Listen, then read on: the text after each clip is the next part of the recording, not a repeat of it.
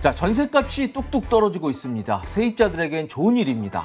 그래서 살던 집에 이 전세 계약을 갱신을 하면서 이 전세 보증금을 낮추는 감액 계약들을 최근에 많이 하고 있다고 합니다. 그런데 이 감액 계약 잘못하다가 큰 낭패를 볼 수 있다고 합니다. 도대체 무슨 얘기인지 오늘 한번 자세히 알아보도록 하겠습니다. 자, 공인중개사 자격증이 있는 기자를 모셨습니다. KBS 장영준 기자 나왔습니다. 안녕하세요. 안녕하십니까. 우리 장 기자는 지난해 제가 이 유튜브에 올려서 큰 화제를 일으켰던 이 등기부등본에 공신력이 없어서 낭패를 본 그 사례를 바로 처음으로 보도한 그런 기자입니다. 오늘 상세한 설명 부탁드리겠습니다. 최대한 상세히 해보겠습니다. 네. 자, 요즘 전셋값이 많이 떨어졌다 그러는데 그렇죠. 예, 요즘 아파트 값이 떨어지면서 네. 전세값도 2004년 이후로 18년 만에 최하점을 찍은 상태입니다. 네. 예, 서울의 경우에만 10.11%가 떨어졌습니다. 그렇구나. 이렇게 전셋값이 떨어지면 이제 제가 아까 말씀드린 감액 계약이라는 걸 하는데 실제로 감액 계약 많이 이루어지고 있나요? 실제로 제가 부동산 시장을 조사해본 결과 감액 계약이 엄청나게 많이 이루어지고 있습니다. 네. 저 편에요. 보니까 동일 조건 연장이 훨씬 더 많다가 드디어 지난해 4분기에는 이 감액 계약이 동일 조건 연장보다 더 많아지는 역전 현상이 나오고 있는 그런 상황입니다. 자, 그런데 이렇게 감액 계약을 할 때 이 계약갱신 청구권이라는 거 있잖아요. 그걸 사용합니까?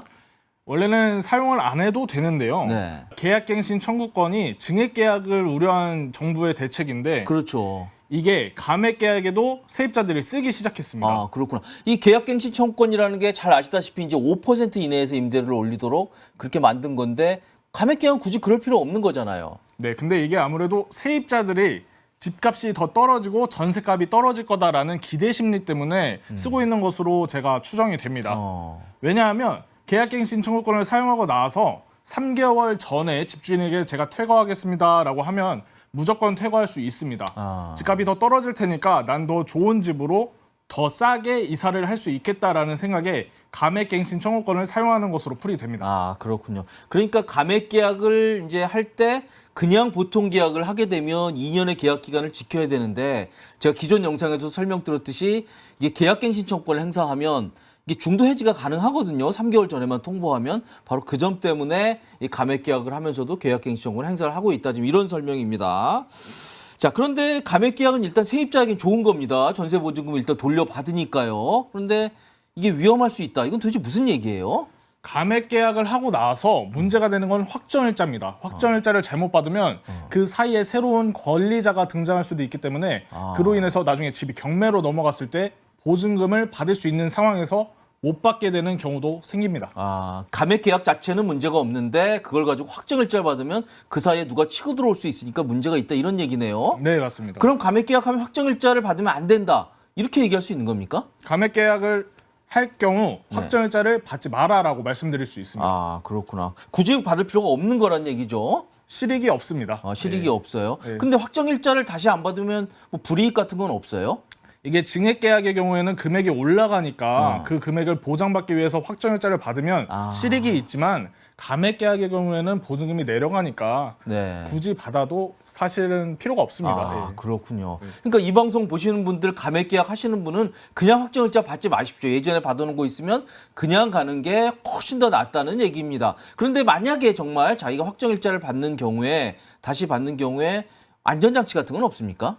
기존 계약의 변경 계약이라는 거를 계약서에 명확하게 명시를 해놓으면 문제가 없을 수 있습니다만 그래도 이걸 또 기화로 해서 제3자가 등장해서 아 이거 새로운 계약이다라고 주장을 하면 거기서 또 상황이 곤란해지기 때문에 아예 그냥 확정일자 안 받고 하시는 게 제일 확실한 방법일 수 있습니다. 아, 그렇군요. 자, 다시 한번 정리해서 말씀드릴게요. 우리가 증액 계약은 확정일자 다시 받아야 됩니다. 왜냐하면 증액된 부분이 있기 때문에. 그런데 감액 계약은 안 받으셔도 됩니다. 오히려 받는 게 더 나쁜 결과, 굉장히 골치 아픈 결과를 가져올 수 있다는 거 반드시 명심해 두시기 바랍니다. 우리가 감액 계약에서 또 하나의 중요한 이슈가 있습니다. 이게 감액 계약을 해서 보증금을 돌려받는 경우도 있지만요. 그럴 여력이 없어서 이게 여월세라는 걸 주기도 합니다. 즉, 이 감액된 보증금만큼 월세를 집주인이 오히려 세입자에게 주는 그런 형태인데요. 이 여월세도 최근에 굉장히 유행을 하고 있다고 합니다. 실제로 그렇습니까? 네, 실제로 시장 조사를 해본 결과 역월세를 하는 세대들이 많이 늘어나고 있다고 합니다. 아, 그래요? 예. 어떤 식으로 하는 거예요, 그럼? 역월세는 요즘 집값이 내려가면서 감액 계약을 하지 않습니까? 그 차액의 보증금만큼 일정한 이자율을 곱해서 그 금액을 집주인이 세입자에게 주는 걸 역월세라고 합니다. 네, 그렇군요. 자, 집주인 입장에선 이게 여월세라는 걸 줘야 되면 그것도 좀 부담이 많이 될 텐데 어떻게 대응들을 하고 있는 거예요?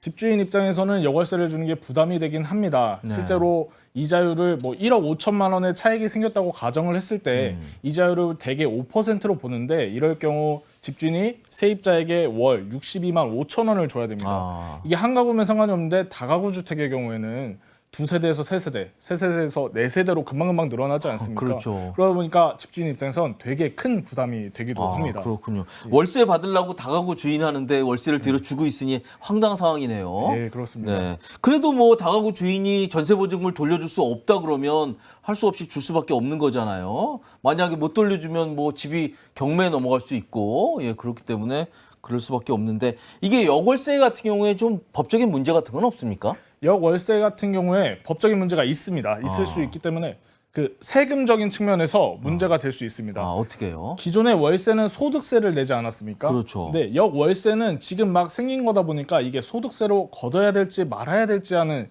그 애매모호한 지점이 있습니다. 네. 네, 아직 국세청에서는 명확한 입장을 밝히진 않았는데 이게 일단 선례가 생기고 나야 정확한 말씀을 드릴 수 있을 것 같습니다. 아, 그렇군요. 지금 이 주택 임대 소득에 대해서도 대부분 이제 과세 영역으로 들어왔거든요. 그래서 집주인들 같은 경우에 세금 신고를 하고 소득세를 내야 되는데 지금 역으로 집주인이 세입자에게 주는 이 돈의 성격은 무엇이냐? 이게 과연 어떻게 봐야 되는지에 대해서 아직 국세청도 정확한 입장이 없는 거군요. 네, 그렇습니다. 그리고 현재로서는 뭐 과세는 되지 않는 건데 이게 앞으로 좀 어떻게 될지는 좀 지켜봐야 될 것 같습니다. 자, 그리고 또 하나 궁금한 게 저거예요. 우리가 이게 전월세 계약할 때 세입자가 이 3개월 이상 월세를 연체하면 되게 이제 나가야 된다라고 그렇게 돼 있는데 집주인이 연체하면 어떻게 되는 거예요? 사실 집주인을 퇴거시켜 버리는 게 세입자 입장에서 좋을 수도 있는데요. 아. 이건 사실 불가능하니까 불가능하죠. 세입자 입장에서도 집주인이 월세를 안 준다고 해서 어떻게 해라라고 할 만한 강제할 수 있는 방법은 아직 없습니다. 네. 특약 같은데 이런 내용을 기재도 합니까? 실제로 취재를 많이 해보니까요. 특약에 이러한 사항들을 넣는다고 하는데 어떠한 사항인지를 확인해 보니까 집주인이 역월세나 감액 계약을 하면서 역월세를 주기로 했을 때 미리 세입자에게 1년치의 역월세에 해당하는 금액을 지불하는 겁니다. 아. 이런 특약을 넣어 놓으니까 세입자 입장에서도 어느 정도는 안전하게 안정된 마음으로 계약을 하는 것 같습니다. 아, 그러니까 뭐 여월세 30만 원이면 뭐 300만 원 이렇게 미리 주고서 이제 한다 그런 얘기네요. 네네. 예. 되게 뭐 세입자들이야 월세를 안 내면 그냥 거기 명도를 해버리면 되지만 집주인을 명도할 수는 없기에 지금 사실 여월세라는 게 집주인이 나쁜 집주인 만나서 안 주면 달리 대항 수단도 별로 없는 그런 상황입니다. 네, 맞습니다. 예, 그렇군요.